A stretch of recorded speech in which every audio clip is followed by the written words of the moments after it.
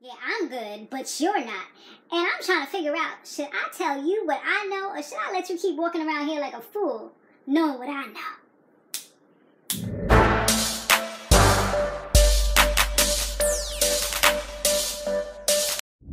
What's up? What's going on, everybody? You have now tuned into my love and hip hop recap. Guys, make sure you subscribe if you haven't. Share this video wherever you like to share videos. Give it that good old thumbs up. And guys, if you haven't checked out my hair video for this little mama right here, definitely check it out. It's one of my most recent videos. So yeah, it's on and popping, y'all. The bigger it gets is the more cuter it gets. It's definitely giving me that big hair, don't care kind of vibe. You know what I mean? All right, let's see our shout outs. I'm gonna do one today. There wasn't that many comments from last week. So we're gonna go with Rashawn Prelo, who said Jasmine was okay with showing Kirk and Rashida. She went and showed everybody and forwarded to Jock and whoever else. That's not cool. Yeah, I guess you're kind of right, because Jasmine did know that she was going to show it to Kirk and Rashida. She did say that was okay, but then like she didn't know she was going to show it to Jock and have Jock show everybody else, all the fellas and everything else, and blast it all over the town. But I mean, at the end of the day, you was cool with it. So I don't know. I still wouldn't let nobody take no pictures of my baby, especially when I don't even know them like that. Like, not. And I know they have evil intentions. Like, if you want to do something, do your own dirty work. Don't have somebody else do it for you and then get upset about it. And girl, you also was like, I'll be saying Rashida's name wrong. I don't know how to say it. How does it even go? Is it Rashida? I don't know, girl. Put the words down there so I could see how it really looked. I know I had a friend and her name was Rashida. She used to go to high school with me. So I don't know, maybe that's why I'm mixing it up too. I don't know, girl. I don't know. I just try to read it from the screen. So anyways, let's go ahead and get right into it. So Joseline and Jessica Dime, they meet up and they're getting back in good graces. You know, even though they tried to kill each other before, it's all cool now. They good. They friends now. So Jessica brought up the fact that she felt some type of way when, you know, and that's how they pretty much fell out, is because Joseline pretty much denied her. She did like what they did to Jesus. She denied her when she was like, oh, this is my friend. So she was just like over it, and that's what really pissed her off. And on the flip side, Joseline was like, she felt like Dom was being sneaky because Dom didn't let her know that she came. And then all of a sudden, she did hanging out with her frenemies, like people that she's not even cool with like that. So she felt some type of way. So it was just a big miscommunication. So for right now, while Joseline is pregnant, she got the good hormones flowing. They good right now. I don't know if it's going to last or how long it's going to last, but we going to see. We going to see. I got enemies. Got a lot of enemies. So now, Stevie J, he got both of his girls. They're gonna be his daughters. Let's get that straight, because we know how people like Rod flow when you say both of his girls. So Stevie J has both of his daughters. They're gonna be living in his house now, and I guess he's just trying to get them to get that money too. Especially maybe they're not in the age where they're going to be getting child support anymore. So maybe he's like, you know what? Let's get you your own money now that you kind of moved on from that. I mean, that could be part of it, or maybe this helps him with his child support. I mean, who knows what his contract is. But remember, he was owing a whole ton of money to different women. I mean, I don't know for which particular kids it was for, but I mean, this will probably work something out and keep him out of jail.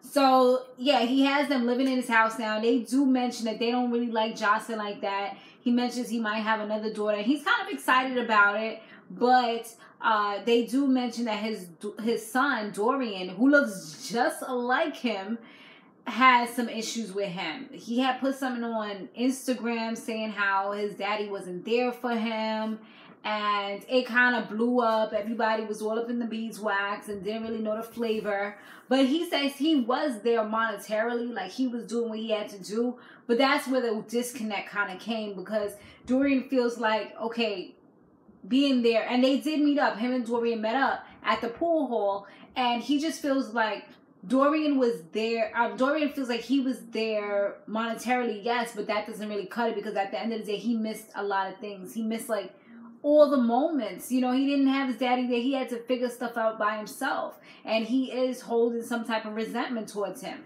But now that they got a chance to talk it out, and Stevie J let him know, like, you know, you can't be putting out dirty laundry out there. And they did show a flashback where Stevie J was talking to, what's that dude name? The dude from the Breakfast Club. Something the God, right? Y'all know who I'm talking about. It's on the tip of my tongue. Don't you hate when that happens? But I don't want to Google it. So y'all know who I'm talking about. If you know who I'm talking about, put it down below. So yeah, it was him. He was talking to him and he said that, yeah, Dorrian felt some type of way, put that out there. But he was like, Dorrian did steal some stuff from him, some equipment from him before. So I guess Dorrian kind of just wants to get put on. That's what it kind of seemed like, because I guess he's a rapper or something. So I guess it looks like he's going to be on the show too, or have little cameos here and there, which can help him to kind of promote himself, get his Instagram, get his music out there. So at the end of the day, like, this is all part of the plan, you know, part of the bigger picture. You got to just not even just look at it solely for reality TV, but look at it as he's trying to get his kids to be financially secure, because he sees what it's done for him, for Joselyn, for Mimi. It's like taking them and catapult them to a whole nother level, where now, although they sold their soul to the devil, which is and they currently live in hell and love and hip-hop. I mean, all jokes aside, they really have like really changed their lives. I mean, if you were to ask me if I wanted to be in love and hip-hop, honestly, I would definitely contemplate it, just because it did take them to a whole nother level. It's just, you lose a lot of respect depending on the person that you become and the person that you are on these shows. And a lot of times you got to be ratchet and crazy for people to really like you and just kind of keep on promoting you, and for you to be able to stick around. Look at all these people that have come and gone. Either they couldn't keep the fame, they couldn't take the fame, or they just they was boring. So it was like, we don't want you on the show. You know, the contract ended. But for people like Kirk and Mimi and, you know, all these other people that's having these crazy lives, even like not even just on Atlanta, but like on the other franchise, look at how far they've come. You know, we've seen some of them even like in New York. You saw them start out with apartments, like, you know, straight up like apartments, and move their ways up to like these big nice houses. You know, they really it really has changed their lives. Like, we can't even deny that. His hair was going in my mouth, y'all. That was not cute. So we do all of that stuff. And it's funny because Dorrian did mention that he has a son that's 2 years old named Zion, or Zion. I think it was Zion. And it's crazy how Stevie J's grandchild is super close in age to maybe his baby. Like, that's crazy. Your that's my, what would that even be to him? That would be like your, I don't know. I don't want to think about it.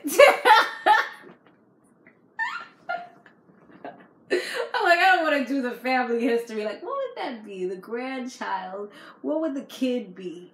That would be like the aunt to uncle. The aunt to uncle 2 years older than you. I mean, it does happen, though. It's not uncommon or unheard of.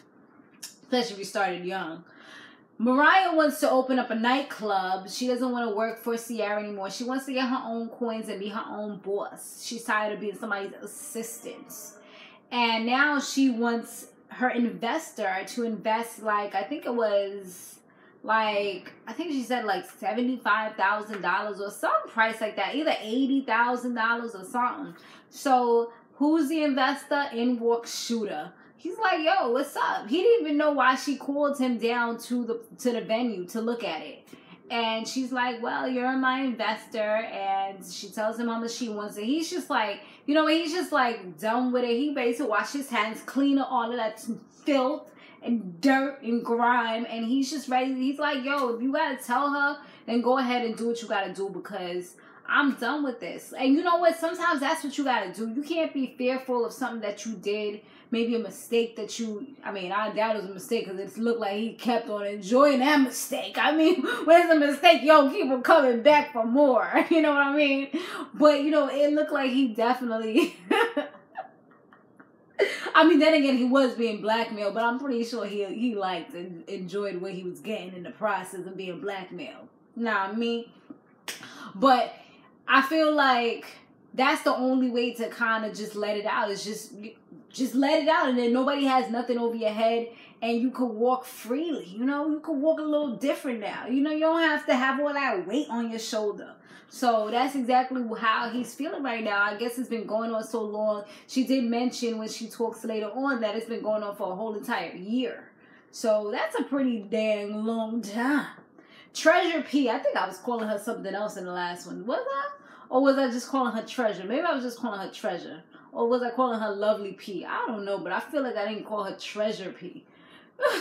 But anyways, Treasure P, she talks to Jock because, you know, she's at his radio station. She's like an intern or something like that.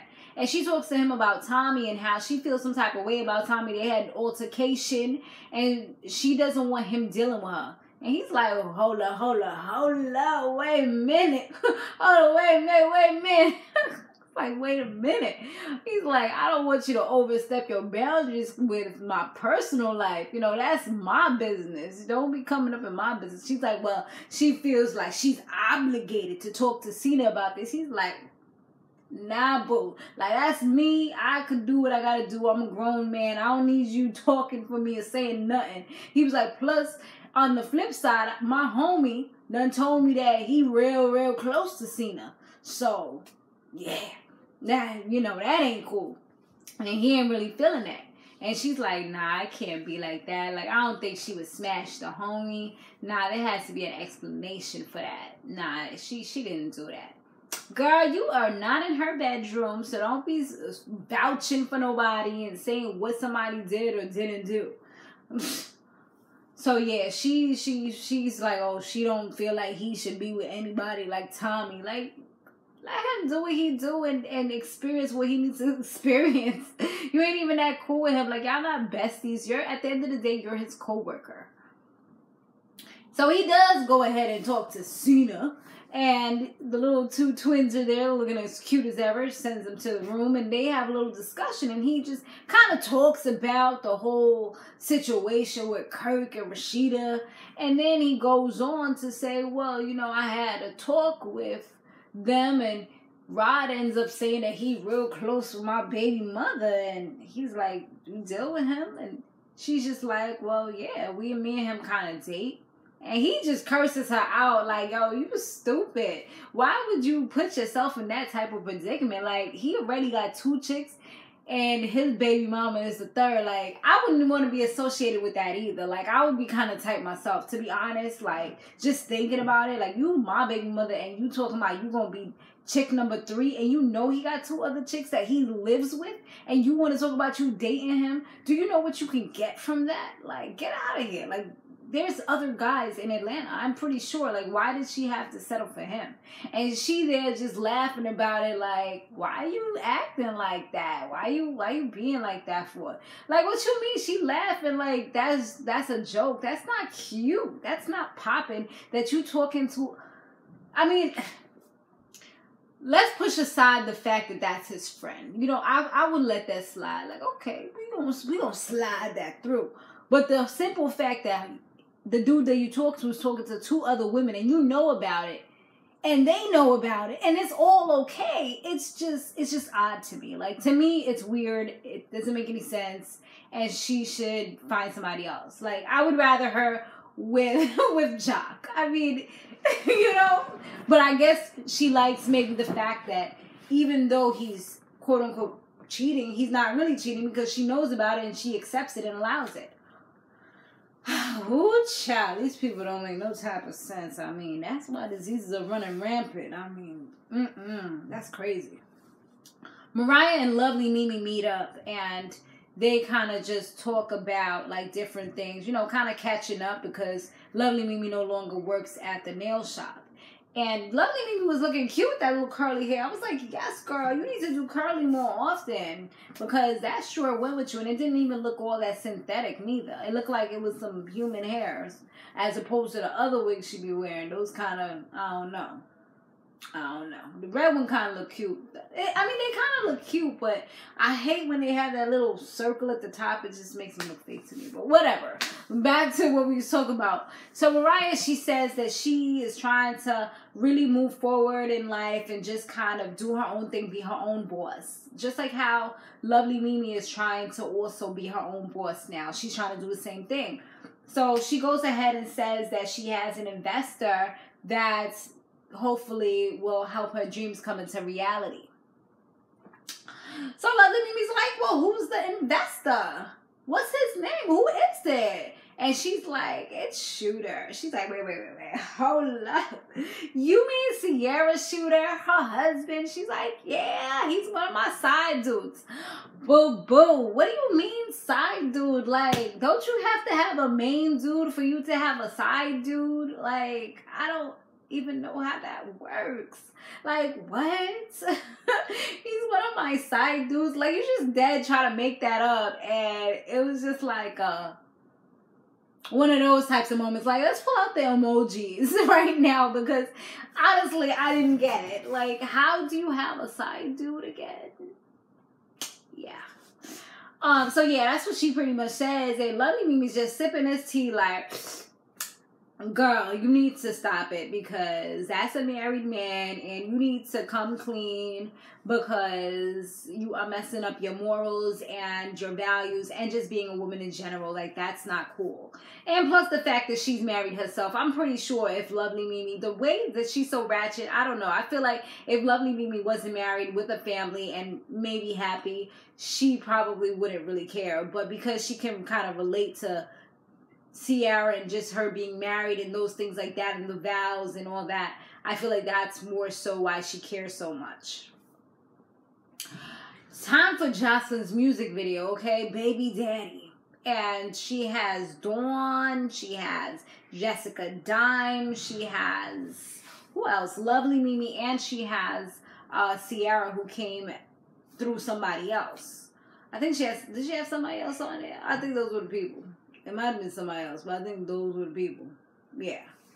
So Sierra comes in, you know, she's dripped in her $15,000 worth of whatever she had on that cost $15,000. I mean, I didn't see it, but that's what she claimed when she came through. Yeah, I don't know what it was, because I don't know. But yeah, that's what she says when she sees Lovely Mimi and Lovely Mimi actually tries to talk to her. Sierra kind of apologizes to Lovely Mimi, and I guess that kind of caught a soft spot for Sierra, I mean for Lovely Mimi, because Lovely Mimi was just like, you know, that started making the wheels turn in her head, and she like, damn, should I let her keep walking around here like a fooly girl, or should I tell her what exactly I know? I don't know. Let me think about it. So she tells her, but I feel like the way she delivered the message was just like really kind of rude, embarrassing, and anybody would kind of react negatively for somebody airing out their dirty laundry in front of all of these people. I mean, really. I mean, let's just be honest. I mean, I know somebody came to me and told me my man was sleeping with my assistant, just putting myself into Sierra's shoes, even though I probably would have did this whole scene a whole lot different. I mean, in front of everybody like that, nah. No. There's no thank you for telling me. There's no, oh, I appreciate it. Like, F out of here. You could have pulled me to the side and tell me what you had to say. Not tell me this in front of, like, all these people that's going to talk my business. Not in front of, like, you know, everybody. Like, you don't care about me. Don't try to sit here and pretend like you care, because obviously you don't. So, yeah, they had their little war of the words real quick. And then Sierra was just like, you know what, I can't do this. I'm going outside. I got to go talk to my husband. And, yeah, I got to call this. And that's it. So she went outside. She goes to talk to Shooter. But before that, Jessica Dime, when she came, her and Dawn, they looked like they was about to have an argument. But the peacemaker, Joselyn, you know, she's seen the light. She kind of gets them to calm down and lets them know, like, they don't need to be petty. And she's like, you know, we need to grow and just do this for womanhood. And I'm was looking at her like, how long is this Jocelyn gonna really last? Like, I mean, it would be nice to see her kind of change because now she has somebody that's looking up to her, but I don't know. We're going to see next season. I mean, that's what we got to wait and find out. Meanwhile, like I was saying, Sierra now, she goes outside to talk to Shooter like, you effed Mariah? Like, pretty much just put it out there. And he's like, see, let me tell you what happened. You gonna listen or what? Let me tell you what happened.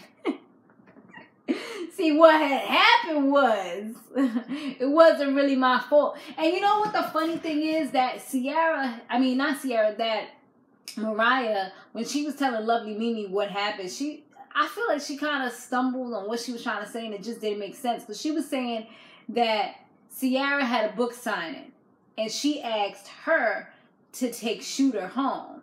Then she said that she was drunk.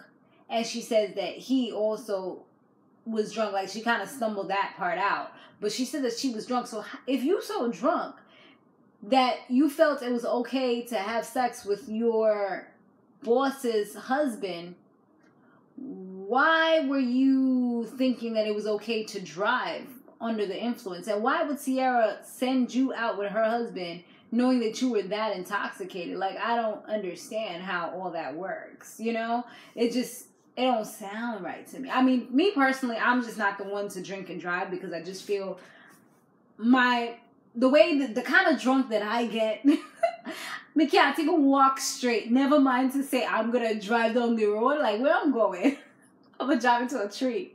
God forbid. But, you know, that's pretty much what it is, you know. So I don't even do it to myself. Like, I've had opportunities where I could have, but I'd rather be sober and look around at everybody if I know that I'm going to be the one that's driving. And that's what I had to do on vacation for almost every day, except the last day. But this was like last year, though. But yeah, she's like, after, when Mariah gets there, she asks her like, yo, you sleeping with my husband? She's like, wait, hold up. So she initially thinks that he was the one that told her. But Sierra did tell him that it was Lovely Mimi that told her what went down.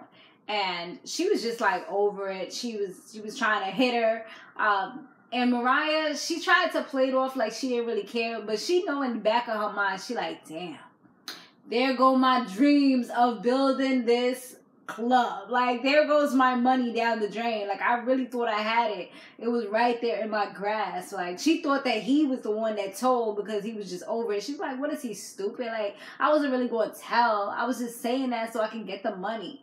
Okay, well, everything done backfire on her, so she better go get her other side dudes that she talk about she got so that she can go ahead and get the money from them because obviously she done lost one, okay?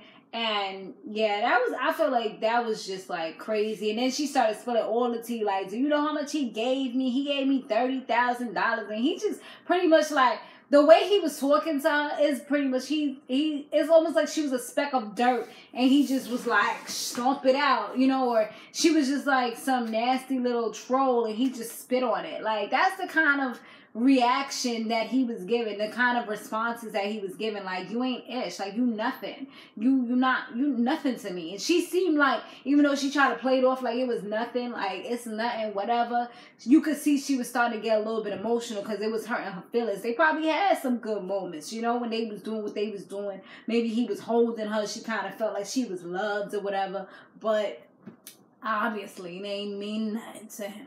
It was just, you know, I ain't giving it to the strip club because if I give it to the strip club, they ain't going to give me all of this. So let me just give it to you and get the whole entire show, you know?